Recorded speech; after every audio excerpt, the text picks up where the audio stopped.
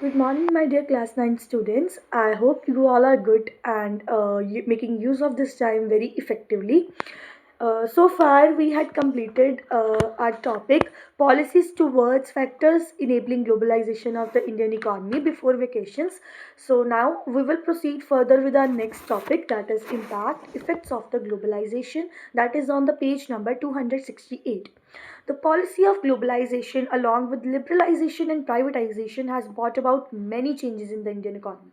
Some of the major achievements of the policy of globalization are as follows.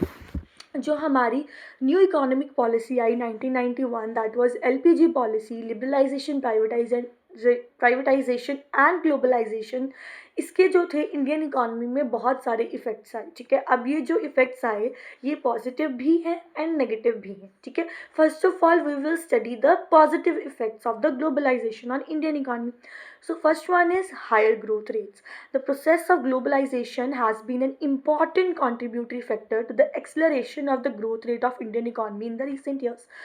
जैसे जैसे globalisation आया, मतलब 1991 के बाद एलपीजी पॉलिसी के बाद ग्लोबलाइजेशन आने से जो इंडियन इकोनॉमी की डेवलपमेंट है वो एक्सलरेट यानी कि एक हाई स्पीड पे इंक्रीज करनी स्टार्ट कर दी. Increased integration of India with the global economy and liberalization of the domestic economy have played an important role in accelerating the growth rate of the economy. The growth rate of GDP picked up from 5% in 1991, mark this line, 5% in 1991 to 9% in 21-22. That means 20 सालों में 4% का जो था growth rate देखने को मिला. ठीक है, जीडीपी के कॉन्टेक्स्ट में. GDP you all know that is gross domestic product. Indian economy experienced a phenomenon GDP growth rate of around 7% during the period between 2003-4 to 21-22. Again 20 साल में हमें 7% GDP growth rate देखने को मिला. A global comparison shows that Indian economy is the fastest growing economy among the major economies of the world with GDP growth rate of 9.1% in 21-22. India emerged as the world's fifth largest economy. Mark this line. This line is very important. In 2022, with a GDP of $3.38 trillion, GDP per capita income increased from rupees 27,320 in 1991 to rupees 1,980 in 21-22, that is about 3.7 times increase.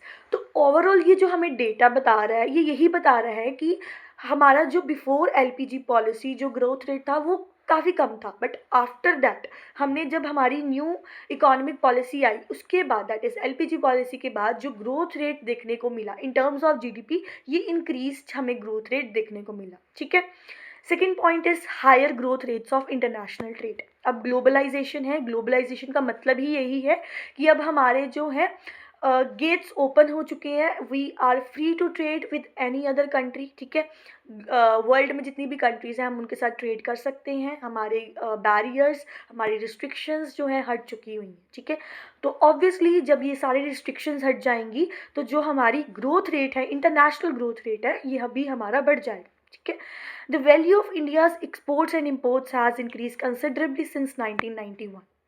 1991 LPG policy again, इसके बाद जो था exports and imports दोनों increase होने start हो गए. Trade flows, that is exports and imports, have expanded over the years. The average annual growth rate of exports in US dollars jumped from 9% during 1991 to 23% in 2011-12. Mark this line. The average annual growth rate of imports increased from 13.5% in 1991 to 32% in 2011-12. This shows a significant change in the foreign trade sector. ये एक बहुत ही ज़्यादा important जो है change आया foreign trade sector में. ठीक है, foreign trade that means exports and imports itself. ठीक है, एक्सपोर्ट्स मतलब जो हमने सामान बाहर भेजना है और इम्पोर्ट जो हमने बाहर से मंगवाना है, तो this is the foreign trade. अब ये ट्रेड हमारी डोमेस्टिक कंट्री में नहीं हो रहा, इंडिया में नहीं हो रहा. दिस ट्रेड जो हमारा हो रहा है वो अदर फॉरेन कंट्रीज़ के साथ हो रहा है. ठीक है, however, the growth rate of international trade slowed down considerably in recent years. Negative growth rate between 2013-14 and 15-16 due to worldwide recession. Worldwide recession means जब हमारे पूरे वर्ल्ड में जो है रिसेशन, दैट मीन्स डिप्रेशन आ गया. ठीक है, डिफ्लेशन आ गया. डिफ्लेशन मतलब कि अब डिमांड लोगों की कम हो गई, ठीक है। जब डिमांड कम हो जाती है तो प्रोडक्ट के प्राइसेस काफ़ी कम हो जाते हैं और ये सिचुएशन हमारी आ जाती है डिफ्लेशन और रिसेशन, ठीक है। The growth rate of international trade picked up again in 2016-17, जब एक बार रिसेशन आया 13-14, 15-16 में, उसके बाद फिर ग्रोथ हुई, ठीक है। हमारी 16-17, 17-18, 18-19, due to the revival of the world economy revive किया, ठीक है। इसके साथ हमारी जो है ग्रोथ हुई, but the growth rate of export and import slow down in 1920 due to slowing down of the growth rate of the world economy and protecting policies of China and USA. अब देखो, China और USA ने कुछ restrictions अगर लगा दी तो अब वो वर्ल्ड ट्रेड जो है हमारा नहीं हो पाएगा, ठीक है। अगर वर्ल्ड ट्रेड नहीं हो पाएगा तो एक्सपोर्ट इम्पोर्ट भी हमारे रुक जाएंगे, ठीक है। One way of measuring the extent to which economies is globalized to the share of total trade, that is exports plus imports in GDP. The share of international trade as a percentage of GDP has been increasing steadily. In 2021, India's trade was equivalent to about 40% of GDP as against 17% of GDP in 1990.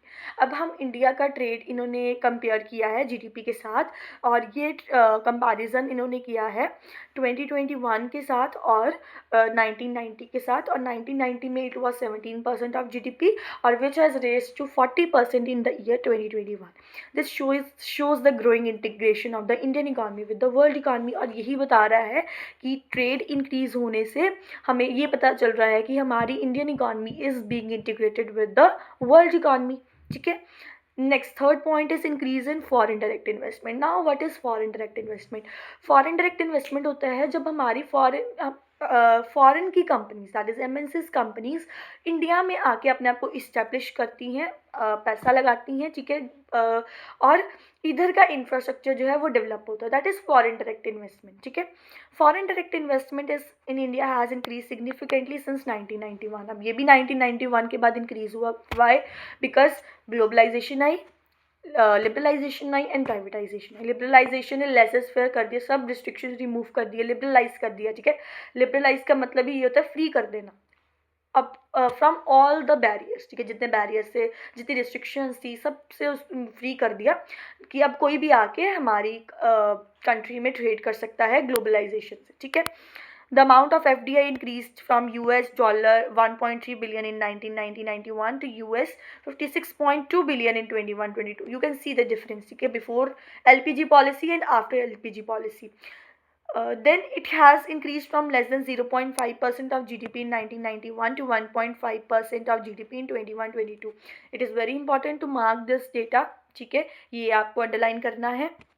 Then, after the launch of Make in India initiative, mark this line, Make in India initiative in 2014 and Ease of Doing Business program, there has been a large increase in FDI inflows to India. अब जब ये दो हमारे initiatives start हुए, and these initiatives were started under the NDA government, that is non-democratic alliance government, under our honorable prime minister, that Narendra Modi ji. इन्होंने जो थे ये दो इनिशिएटिव्स लॉन्च किए. First one is make in India, हम भारत को बनाएंगे. अब भारत कैसे बनेगा? जब इधर प्रोडक्शन ज़्यादा हो गया. प्रोडक्शन कैसे ज़्यादा होगी? जब स्मॉल स्मॉल बिजनेसेस सेटअप होंगे, ठीक है, और बिजनेस को करना काफ़ी इजी कर दिया, ठीक है। मैंने आपको आगे भी एमएसएमई के बारे में बताया था, that is micro small medium enterprises, कि कोई भी अगर काम करना चाहता है, कोई भी बिजनेस करना चाहता है, तो कंट्री तो ऑलवेज वेलकम देम, ठीक है। कंट्री को चाहिए ही वही लोग हैं जो मेहनत करना जानते हैं, ठीक है। इकॉनमी तभी रिवाइव करेगी, तभी अच्छे से ग्रो करेगी, जब every citizen of the country is working hard, is employed in some work और generating value to the economy, ठीक है। हम बीइंग एन इकोनॉमिक स्टूडेंट, हमें पता होना चाहिए कि हम सबको अपनी कंट्री के लिए वैल्यू जनरेट करनी है, ठीक है। वो किसी भी माध्यम से हो सकती है. बीइंग स्टूडेंट्स हम पढ़ के कर सकते हैं वैल्यू जनरेट, हम नॉलेज लेकर ज़्यादा हम वैल्यू जनरेट कर सकते हैं, काम करके हम अपनी वैल्यू जनरेट कर सकते हैं. Okay, there has been a large increase in FDI inflows to India. ये दो स्कीम्स के बाद जो है एफडीआई इनफ्लो जो है इंक्रीज हो गया। India became the seventh most attractive destination of FDI in top 20 countries in 2021. This is the reflection of liberalized policy changes as well as an improved investment climate so as to boost the confidence of foreign investors in the Indian economy. तो इससे क्या हुआ, foreign investors का confidence boost हुआ कि वो Indian economy में आके जो है वो इन्वेस्टमेंट करें, क्योंकि उनको एक ऐसा इन्वायरमेंट मिल रहा है। ऑल्सो द थिंग इज़ कि इंडिया में चीप लेबर मिल जाएगी, ठीक है। उनको अगर चीप लेबर मिल जाएगी, उनकी cost of production will be reduced, है ना। कॉस्ट ऑफ प्रोडक्शन रिड्यूस हो जाएगी और कॉस्ट ऑफ प्रोडक्शन रिड्यूस होने से ऑब्वियसली उनके प्रॉफिट्स जो हैं वो हायर चले जाएंगे। Fourth point is overseas investment by the Indian companies. अब सिर्फ बाहर की कंपनीज आके इंडिया में इन्वेस्टमेंट नहीं करेंगी, हमारी इंडियन कंपनीज भी ओवरसीज़ जाएंगी। ओवरसीज़ मीन्स अपनी कंट्री से अलग कंट्री में जाके जो है अपने आप को इस्टेब्लिश करेंगी। A significant recent development is that Indian companies have also started undertaking overseas investment. Overseas investments by Indian companies picked up recently from US $0.7 billion in 2001 to $17.6 billion in 21-22. ये mark this line. The biggest foreign investment was done in petroleum, real estate, textile, telecom and pharmaceutical companies. जो companies ने जाके overseas में अपने आप को establish किया foreign investment की, that was petroleum, real estate, textile, telecom and pharmaceutical companies. The last point is increase in foreign exchange reserves. It is very easy point as you all know कि अगर globalisation होगी exports होंगे। See the relationship, globalisation हुई, हमारे जो है gets खुल गए, अब हम ट्रेड कर सकते हैं। हमने एक्सपोर्ट्स किया फॉरेन कंट्रीज़ के साथ, फॉरेन कंट्रीज से हमें क्या आया, फॉरेन एक्सचेंज। और जितना ज़्यादा फॉरेन एक्सचेंज आता जाएगा उतने ज़्यादा हम क्या बनाते जाएंगे, रिजर्व्स। मैंने आपको बताया था रिजर्व्स मतलब मटके, हमने गुल्लकें बना ली, गुल्लकें बना के पैसा जो है अपना साइड पे सिक्योर कर लिया, रिजर्व कर लिया। That is foreign exchange reserve, मतलब कि फॉरेन के पैसे को हमने रिजर्व कर लिया, ठीक है। The foreign exchange reserves have increased rapidly. The foreign exchange reserves stood at $607 billion in March 2022 as against only $2.2 billion in June 1991. See the difference before 1991 and after 1991. In 1991, the foreign exchange reserves were enough to finance imports for 2.5 months only. Mark this line. But in 2021-22, foreign exchange reserves were adequate to pay for the imports of 8.8 months. At present, foreign exchange reserves are comfortably placed and are sufficient to pay for all our import requirements. कि पहले जितने reserves बनते थे, ठीक है, 1991 से पहले, liberalisation, privatisation, globalisation policy से पहले, तब हम हमारी रिक्वायरमेंट हम फुलफिल कर पाते थे, that was only for 2.5 months. But after this policy हम इतने कैपेबल हो गए, हमारे पास इतनी क्षमता हो गई कि हम जो है 8.8 मंथ्स तक अपना इम्पोर्ट्स जो है वो मैनेज कर सकते हैं, बिकॉज इम्पोर्ट्स के लिए हमें फॉरेन एक्सचेंज जो है वो चाहिए ही चाहिए। The trend in India's exports and imports and foreign direct investment shows considerable change on the external sector front. It shows India's globalization. How the extent of Indian globalization so far is insignificant. In fact, it is one of the lowest in the world. ठीक है, globalisation आई Indian economy में, but still जो ये globalisation है India की, अभी भी बाकी कंट्रीज़ के कंपैरेटिवली इंडिया उतना ग्लोबल कंट्री नहीं बना हुआ, ठीक है, जितनी बाकी कंट्रीज़ हैं। Comparison China and India is still one of the least globalized country. Mark this line among the major countries of the world. For instance, India's share in world merchandise export was a meager 1.8%. Line very important. This line is very important. That is, India's share in world merchandise export was a meager 1.8% as against 12.8% of China in 2021. Similarly, India's share in world FDI inflow in 2021 was only 2.1% as compared to 4.3% of China and 3.7% of Brazil. तो ये 2 years का हमें comparison show किया गया है with 2 different countries, ठीक है, that is China and Brazil की। अभी भी इंडिया इन 2 कंट्रीज से जो है, not from only these 2 countries, from many other countries, India अभी भी लैकिंग बिहाइंड है। इंडिया जो है डेवलपिंग कंट्री है, ठीक है, इंडिया डेवलपिंग कंट्री है, बट और डेवलपमेंट मतलब जो डेवलपिंग कंट्री बन रही है इंडिया, वो डेवलपमेंट उसकी फास्ट रेट पे हो रही है, ठीक है, बट वो अभी तक डेवलप्ड कंट्री नहीं बनी। और जो एजेंडा जो बजट में आया है, इस साल भी बजट में जो एजेंडा आया है इंडिया का, that is by 2047 India will be a Viksit Bharat, that is developed Bharat. India जो है डेवलप्ड भारत हो जाएगा बाय 2047, ठीक है। हाँ जी, जब हमारी आज़ादी को 100 ईयर्स कंप्लीट हो जाएंगे, तो दैट मीन्स हमारे जो इंडिया है वो विकसित भारत हो जाएगा। Effects of globalization on Indian industry. अब इंडियन इंडस्ट्री के ऊपर ग्लोबलाइजेशन का क्या क्या इफ़ेक्ट पड़ा, अब हम वो पढ़ते हैं, ठीक है। इंडस्ट्री और फर्म के बीच में डिफरेंस क्लियर होना चाहिए। फर्म जो होता, इंडस्ट्री एक ब्रॉडर कॉन्सेप्ट है, फर्म उसका छोटा पार्ट है, ठीक है। फॉर एग्जाम्पल अब मैंने बात करनी है टेक्सटाइल इंडस्ट्री, ठीक है। टेक्सटाइल इंडस्ट्री हो गई पूरे कपड़े की, ठीक है। अब उसमें कॉटन की भी आ गई और उसमें वुलन के क्लोथ्स भी आ गए, तो वो वुलन की फर्म है, वो कॉटन की फर्म है, ठीक है। High growth rate of industrial sector, the industrial sector gave a good performance during the post reform period. Post reform period जब एलपीजी पॉलिसी के बाद वाला पीरियड, प्री मतलब उससे पहले एंड पोस्ट मतलब उससे बाद। The period immediately following the economic reforms was marked by a low growth rate of industrial output between 1990 and 2000. However, the slowdown in the growth rate of industrial output was a transitional phenomenon. The industrial sector experienced a very high growth rate of 8% during the period between 2004-5 and 2018-19. Mark करिए ये line up. This allays the fear that once the economy opens up, the industrial sector would not be able to withstand competition from the developed countries, ठीक है। हमें globalisation के साथ जो है industrial sector में भी ओवरऑल जो हमारा है ग्रोथ देखने को मिली। इनफ्लो हुआ फॉरेन डायरेक्ट इन्वेस्टमेंट का, सेम पॉइंट रिपीट हो रहा है, ठीक है। एमएनसीज आएंगी, एमएनसीज आके जो है हमारी कंट्री में इन्वेस्ट करेंगी, हमारी ही कंट्री के लोगों को एम्प्लॉयमेंट देगी। Emergence of IT and BPO sectors, IT BPO sectors emerge हुए, ठीक है। देखो अब फॉरेन की कंट्रीज, फॉरेन कंपनीज आएंगी तो उनको सर्विसेज भी देनी पड़ेंगी। अब हमारी भी कोई कंपनीज़ हैं, अब हमने सिर्फ अपने डोमेस्टिक लोगों को तो हमने जो है सर्विस नहीं प्रोवाइड करनी है, अब हमने बाहर के लोगों को भी सर्विस प्रोवाइड करनी है। तो बीपीओ सर्विसेज आएंगी, आईटी रिलेटेड सर्विसेज आएंगी, तो ये जो है न्यू सेक्टर इमर्ज होके आया, ठीक है।